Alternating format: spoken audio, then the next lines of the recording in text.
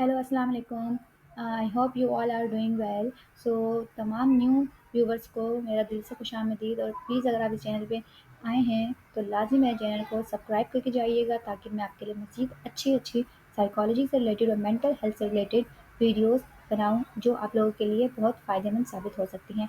तमाम स्टूडेंट्स जो साइकोलॉजी के स्टूडेंट्स हैं या साइकोलॉजी में इंटरेस्ट लेते हैं, आगे आगे फ्यूचर में साइकोलॉजी को अपना मेजर सब्जेक्ट लेना चाहते हैं, या वो लोग जो साइकोलॉजी के स्टूडेंट्स हैं अभी, उनकी ऑनगोइंग साइकोलॉजी जो डिग्री चल रही है, या जो लोग साइकोलॉजी कंप्लीट कर चुके हैं, उन तमाम लोगों से मेरी रिक्वेस्ट है कि काइंडली मुझे सपोर्ट करें, मेरे चैनल को लाजमी सब्सक्राइब करें, और अपने फ्रेंड्स में, अपने जो दूसरे कोलीग्स वगैरह हैं उनमें लाजमी शेयर करें ज़्यादा से ज़्यादा, ताकि आप लोगों की भी हेल्प हो, आप लोगों की भी जो कंसेप्ट क्लियर हों, और मेरा चैनल भी तरक्की करे। आप सबके सपोर्ट के साथ ही हम मिलकर ये कर सकते हैं। सो काइंडली लाज़मी मेरे चैनल को सब्सक्राइब कीजिएगा, लाइक और शेयर तो भी कीजिएगा अगर आप लोगों को वीडियो पसंद आए। So thanks in advance. सो आज जो मैं साइकोलॉजी के एक मेजर टॉपिक को डिस्कस करूँगी अपनी वीडियो में, जो है डिप्रेशन।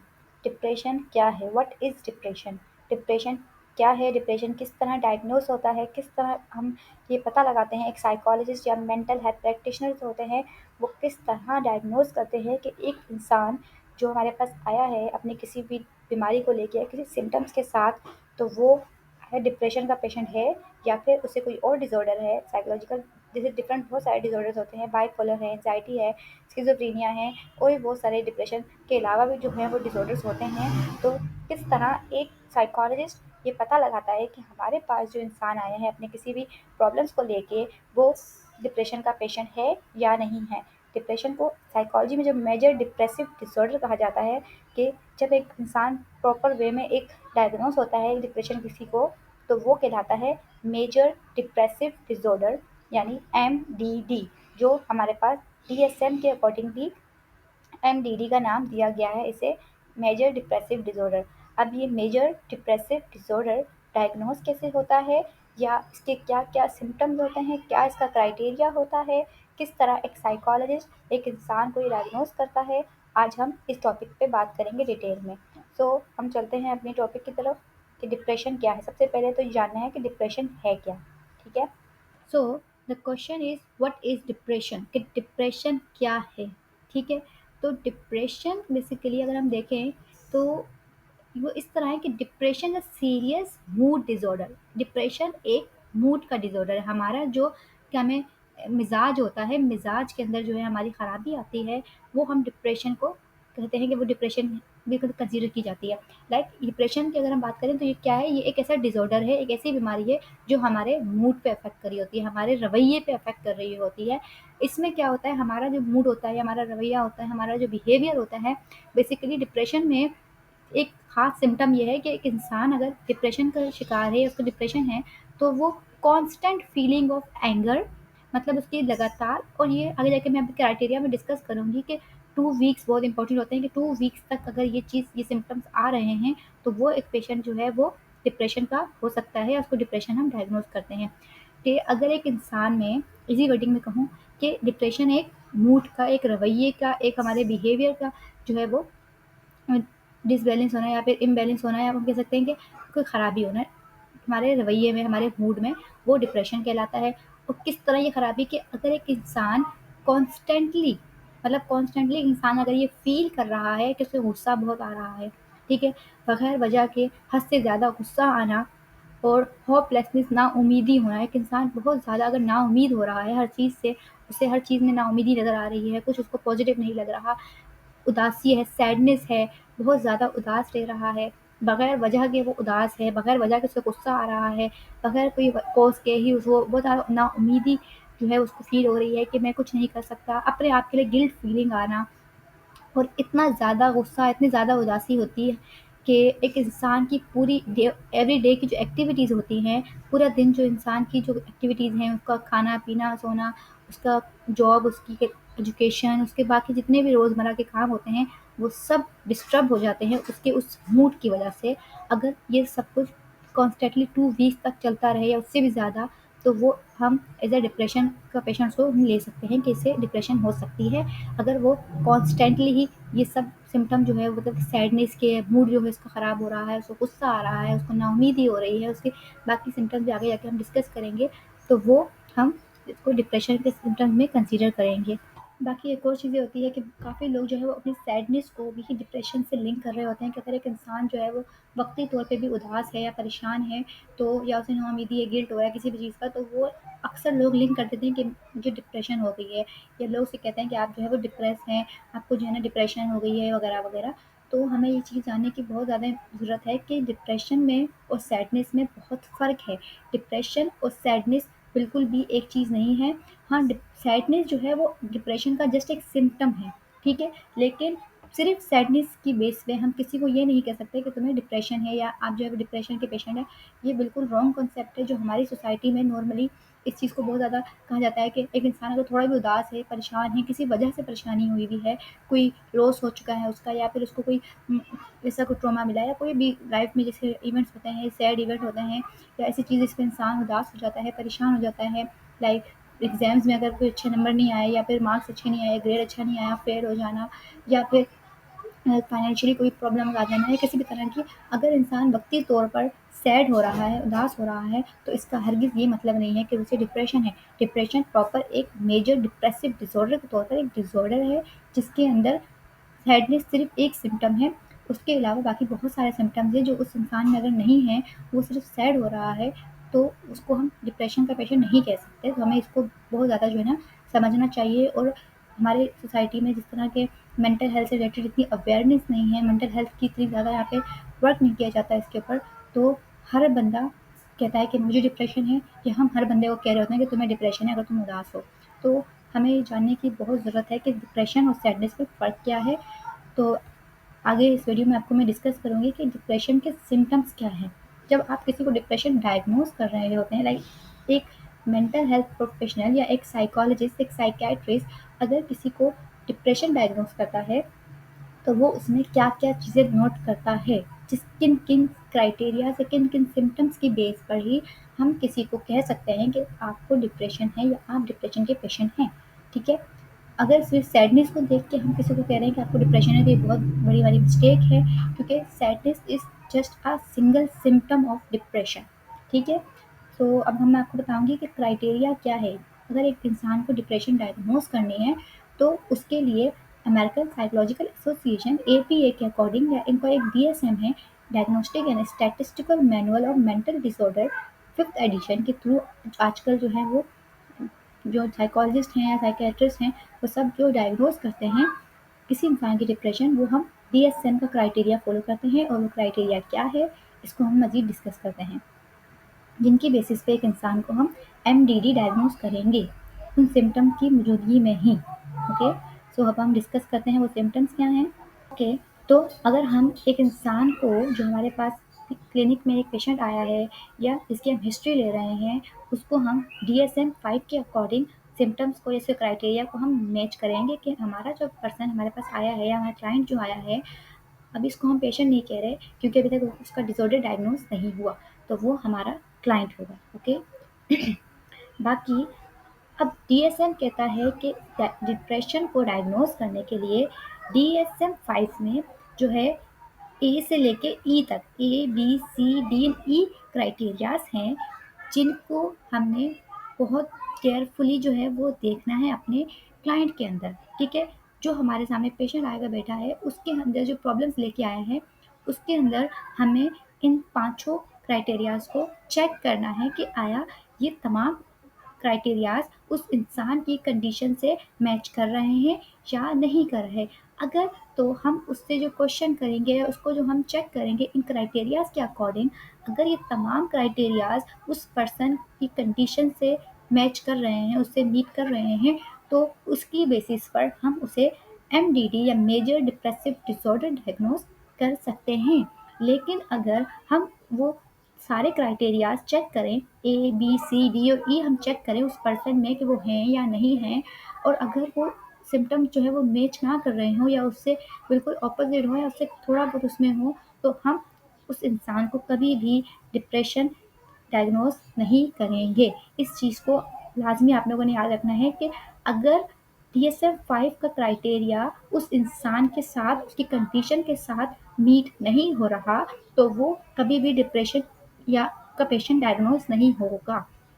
और अगर उसके सिम्टम्स, उसकी प्रॉब्लम्स जो हैं वो हमारे इस क्राइटेरियाज के अकॉर्डिंग जो है बिल्कुल सेम है या उससे मीट कर रही हैं, उसकी तरह ही हैं, तो हम उसको लाजमी डिप्रेशन या मेजर डिप्रेसिव डिसऑर्डर डायग्नोस करेंगे। और उसके भी हम लेवल होंगे, हमारे सीवियरिटी के भी लेवल होंगे कि हमारा जो क्लाइंट है, हमारा जो पास जो पर्सन आया है, वो मेजर डिप्रेसिव डिसऑर्डर का अगर है भी सही, तो वो किस लेवल की डिप्रेशन है, उसे सीवियर लेवल की है, माइल्ड लेवल की, मॉडरेट लेवल की है, वो भी हम सिम्टम्स की और इंटेंसिटी के ऊपर ही डायग्नोस करेंगे या उसको हम डिसाइड करेंगे। ओके।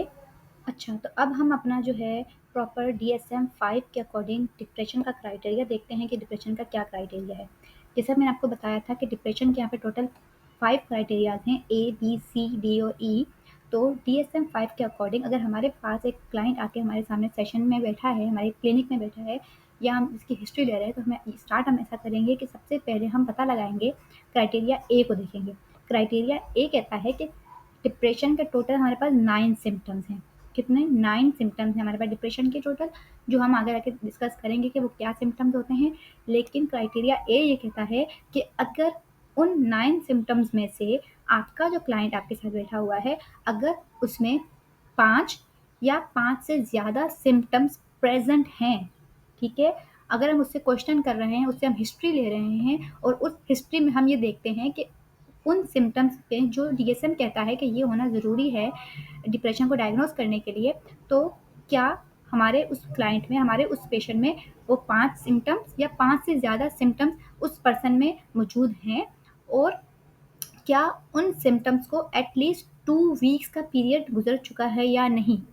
अगर 2 हफ्ते या 2 हफ्तों से ज़्यादा टाइम तक एक इंसान में 5 या 5 से ज़्यादा वो सिम्टम्स आ रहे हैं जो डिप्रेशन के सिम्टम DSM में बताए गए हैं, और उन सिम्टम्स की वजह से एक इंसान की फंक्शनिंग डिस्टर्ब हुई है, एक इंसान की जो पहले ज़िंदगी थी, जो इंसान जिस तरह अपना डेली लाइफ के फंक्शंस करता था, एक्टिविटीज़ करता था, अगर वो डिस्टर्ब हुए हैं, तो इंसान को हम क्राइटेरिया ए के अकॉर्डिंग ये डायग्नोस करेंगे कि वो डिप्रेशन का क्राइटेरिया ए जो है DSM के अकॉर्डिंग वो उससे पूरा मैच कर रहा है, उससे मीट कर रहा है।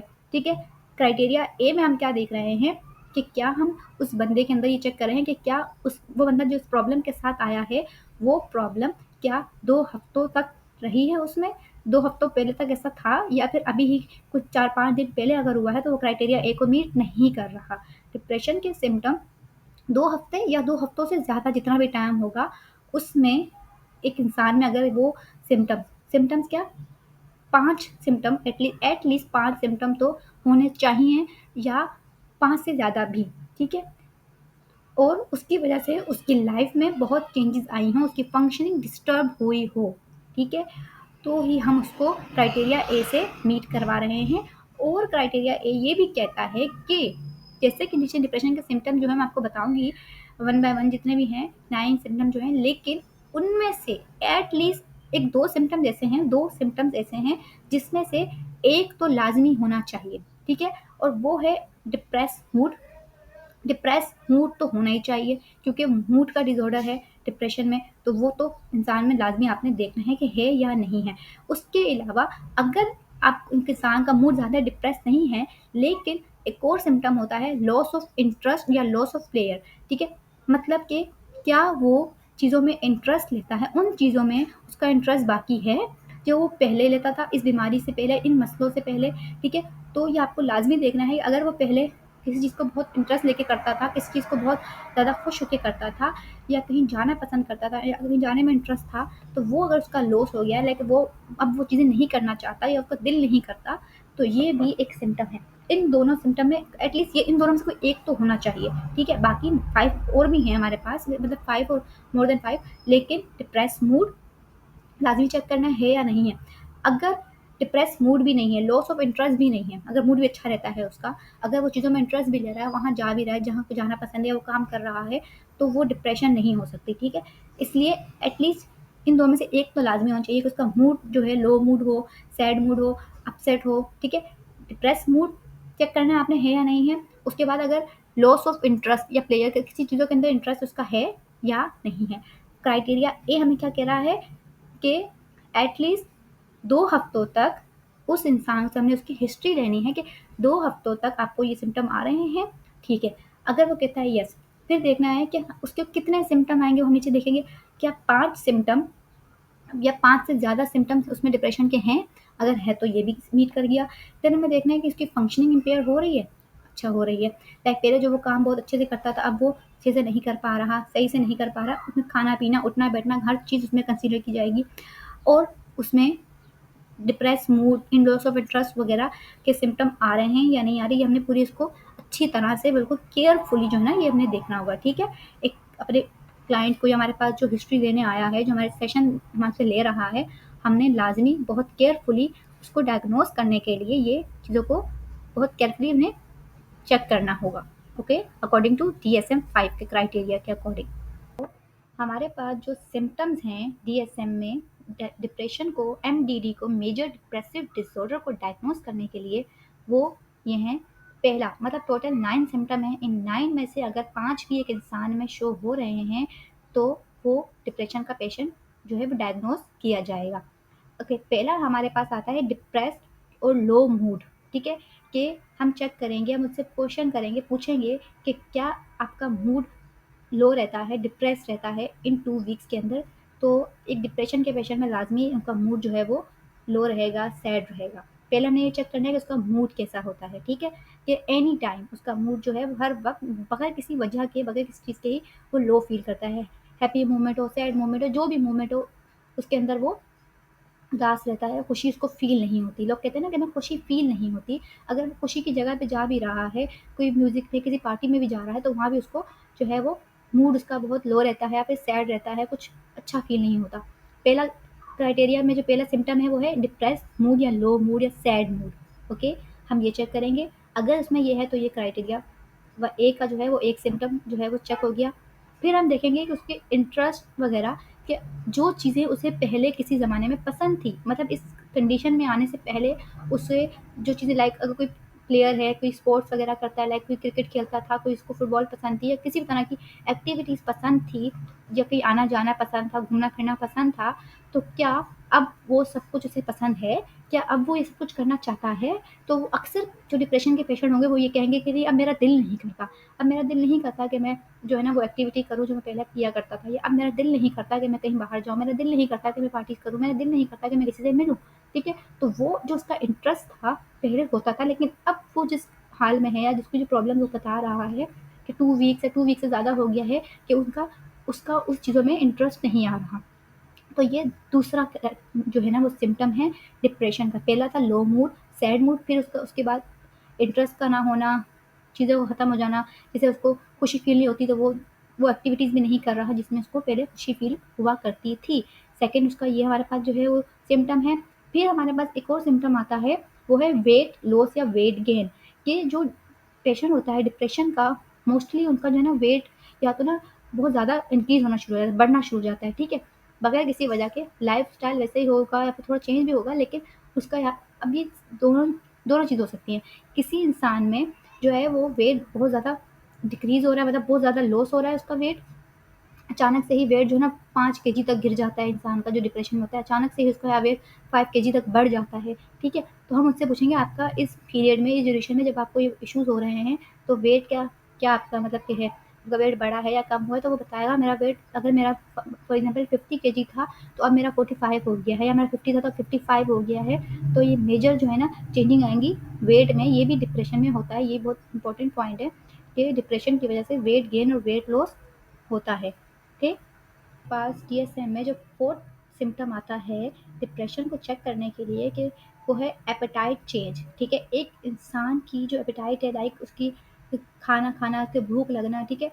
अब ये क्या होता है, जब एक इंसान डिप्रेशन में होता है तो उसकी एपेटाइट में भी चेंज आता है। वो इस तरह के, या तो उसे ना बहुत ज़्यादा, देखिए जिस तरह इंसान का वेट ज़्यादा या कम होता है डिफरेंट, एक ही बीमारी में डिफरेंट, किसी का वेट बढ़ रहा है, किसी का गेन हो रहा है, इसी तरह एपेटाइट में भी ये होता है कि या तो एक इंसान को बहुत ज़्यादा भूख लगने लग जाती है, फिर ठीक है।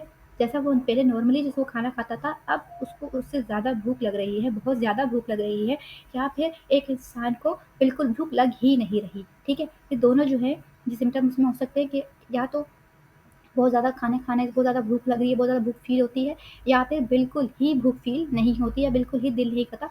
और मोस्टली ज़्यादातर जो है ना वो लोगों को जो है जब वो इस डिसऑर्डर में होते हैं तो उनको जो है वो डिक्रीज़ हो रही होती है, ठीक है? उनकी भूख जो है वो ख़त्म हो जाती है, भूख लगती नहीं है, दिल नहीं करता।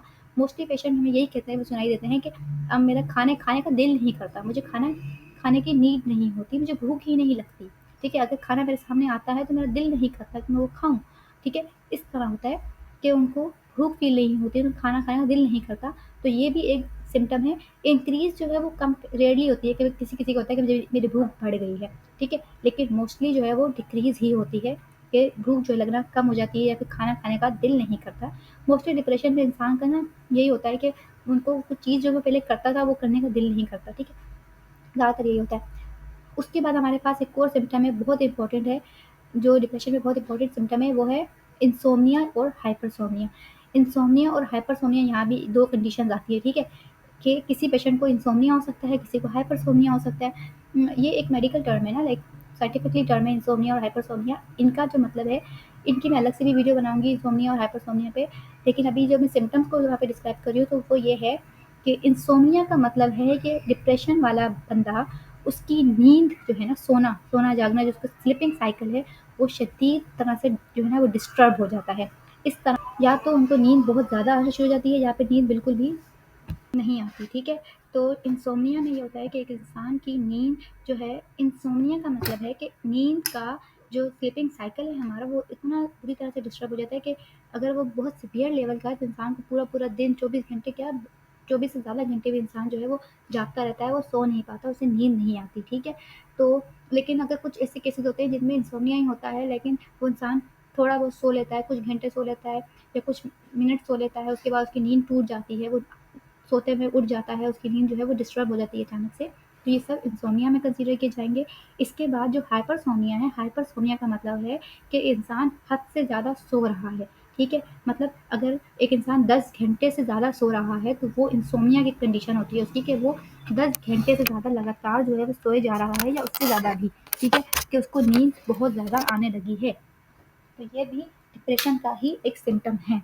ओके, तो डिप्रेशन के दोनों सिम्टम्स हमें क्या देखे कि या तो इंसोम्निया होगा, नींद बिल्कुल नहीं आएगी, या नींद खराब होगी, नींद टूट टूट के आएगी, नींद डिस्टर्ब होगी, या फिर हाइपरसोम्निया, हद से ज़्यादा नींद आएगी, बहुत ज़्यादा वो सोएगा। तो इन दोनों की हम लोग मेडिसिन की अलग देते हैं। अगर इंसान को इंसोम्निया है तो उसके लिए अलग मेडिसिन दी जाती है, हाइपरसोम्निया है तो उसके लिए अलग मेडिसिन दी जाती है, ठीक है? तो ये हमारे पास एक और जो सिम्टम था DSM-5 के अकॉर्डिंग डिप्रेशन को डायग्नोज करने का, ये हम लाजमी हो, ये बहुत इंपॉर्टेंट सिम्टम है, ठीक है?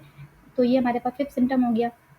अब हमारे पास एक और उसका सिम्पटम आता है, वो है रेस्टलेसनेस और स्लो डाउन होना। कि हमारा जो क्लाइंट हमारे सामने बैठा है, मुझसे पूछेंगे कि आपको बेचैनी होती है, आपको बहुत स्लो फील होता है कि कोई भी एक्टिविटी करने में दिल ना लगना पे, मतलब वो स्लो स्लो काम करना, लाइक अगर वो कुछ पढ़ता था तो उसको पढ़ाई में स्लो हो गया है, अगर वो कोई एक्टिविटी करता था उसमें स्लो हो गया है, जैसे घर के काम होते हैं, कपड़े धोना, बर्तन धोना, चीज़ें धोना, जो भी एक्टिविटीज़ होती हैं, वो पहले जो वो नॉर्मली कर लेता था, वो करने में उसको बहुत मतलब टाइम लगता है, या बहुत आराम-आराम से करता है, या फिर नहीं कर पाता, या बेचैनी रहती है, ठीक है? बेचैनी भी एक सिम्पटम है, बेचैनी होना, स्लो डाउन होना, ये सब हम चेक करेंगे।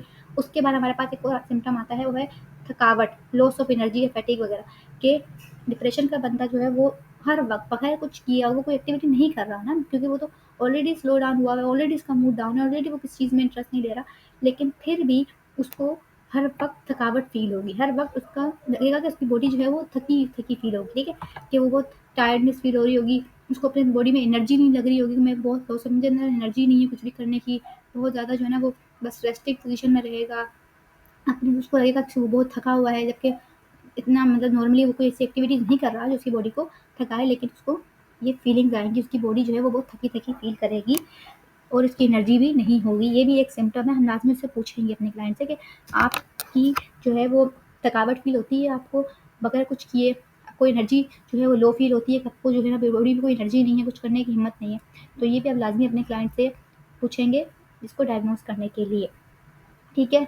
और ये भी पूछेंगे कि पहले जो आप करते थे, क्या पहले भी इस तरह ही थकावट फ़ील होती थी? पहले भी इस तरह ही लो एनर्जी फ़ील होती थी?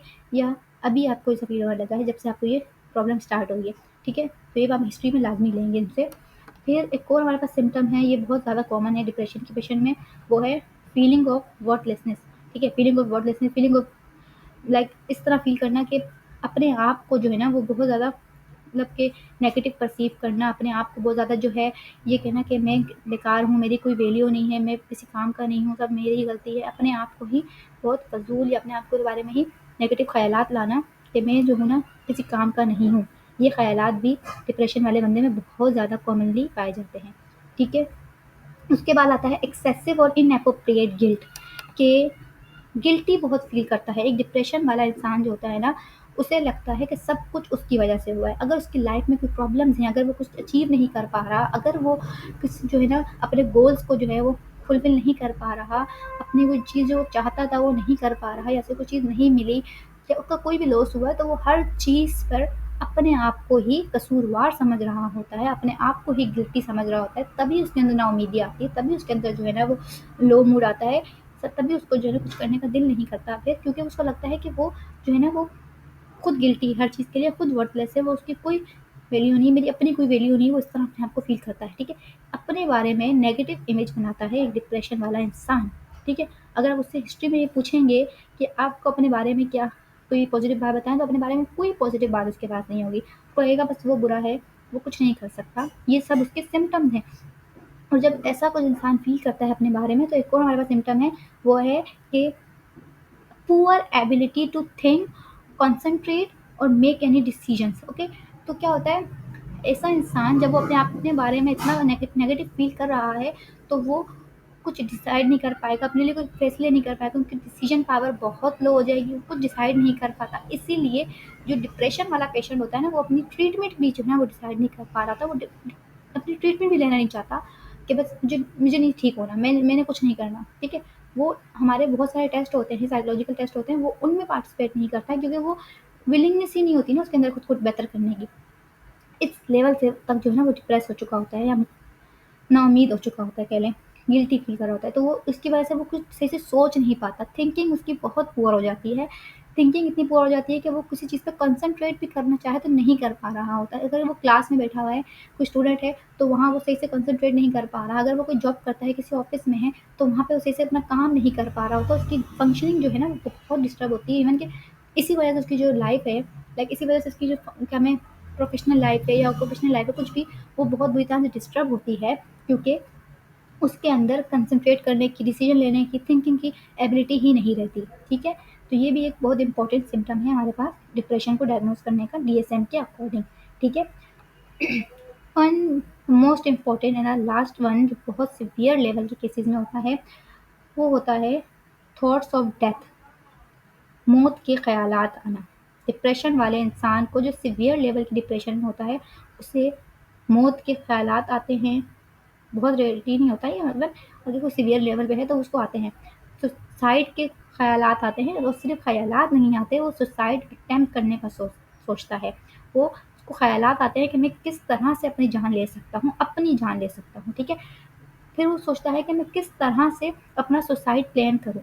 वो इवन के बहुत सारे डिप्रेशन के पेशेंट होते हैं जो अपना सुसाइड प्लान करते हैं कि अच्छा मैं ऐसे यहाँ से छलांग लगा लूँगा, या मैं यहाँ से अपने आप को मार दूँगा, मैं अपना हाथ काट दूँगा, मैं ये कर दूँगा, मैं ये खा लूँगा।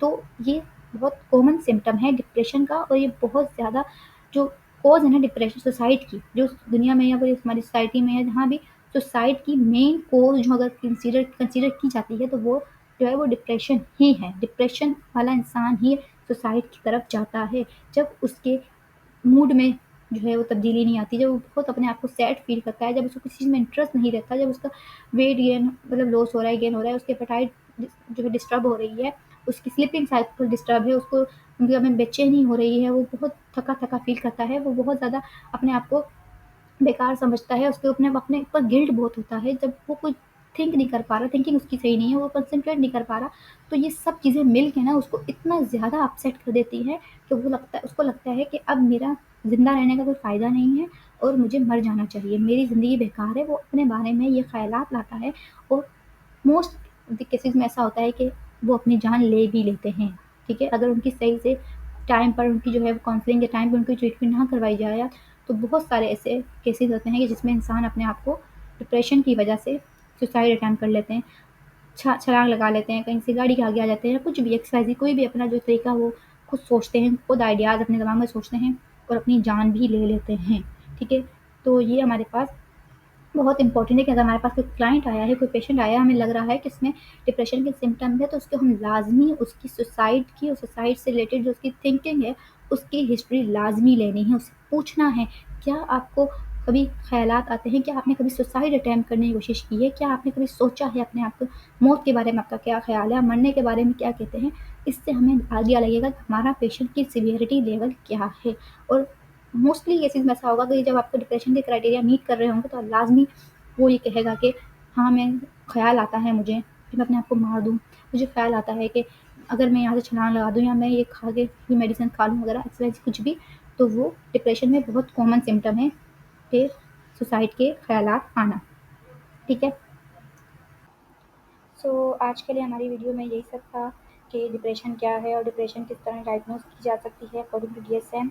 तो बाकी इससे आगे मज़ीद जो भी डिप्रेशन से रिलेटेड होगा कंटेंट होगा मैं लाज़मी आपके लिए बनाऊँगी, यहाँ शेयर करूँगी। अभी ये वीडियो बहुत ज़्यादा लंबी हो गई है, इसलिए मैं इसे यहीं स्टॉप करती हूँ कि हमें डिप्रेशन क्या है, हमने ये समझा और हमने ये समझा कि किस तरह से इसको हम डायग्नोज़ करेंगे। जो मैंने क्राइटेरिया बताया है, उस क्राइटेरिया के अकॉर्डिंग ही अगर सब सिम्पटम हमारे क्लाइंट में आपको शो होंगे, तभी हम इसकी बेसिस पे उन्हें डिप्रेशन का पेशेंट डायग्नोज़ करेंगे।